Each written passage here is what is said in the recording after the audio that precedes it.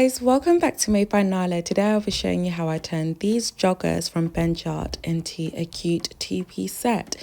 And guys, this is your sign just to go through your phone if you are a creative and look at those old videos and see if you can actually turn it into a YouTube video. So what I started off by doing is just folding those joggers into half. And then I used some soap and I marked out a line whereby I was gonna cut. Using some scissors, I literally cut a straight line. Once that was done, I had something like this, and as you can see, they are literally shorts. Using my seam ripper, I ripped into the trousers, and this took me a while, so make sure to take your time with this part. And yes, guys, once that was done, it kind of looked like this. It was quite floppy.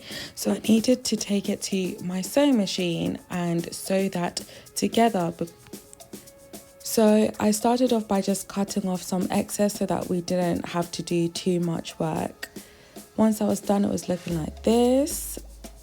And then I just pinned it together, and you'll see that in a second, to take to my sewing machine, guys. And you want to use a zigzag stitch when you're on the sewing machine, or a straight stitch, is up to you. Here I did a straight stitch and I went over it with a zigzag, and this is how the skirt was looking. And I was absolutely loving it off, and because we had some leftover material, I didn't want us to waste that, so I decided to make a top. This is me just showing you where to cut on the inside.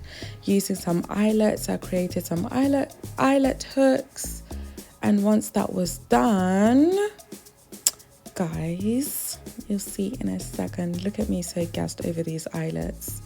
I used some string to create the eyelets on the side, and this is how it looked.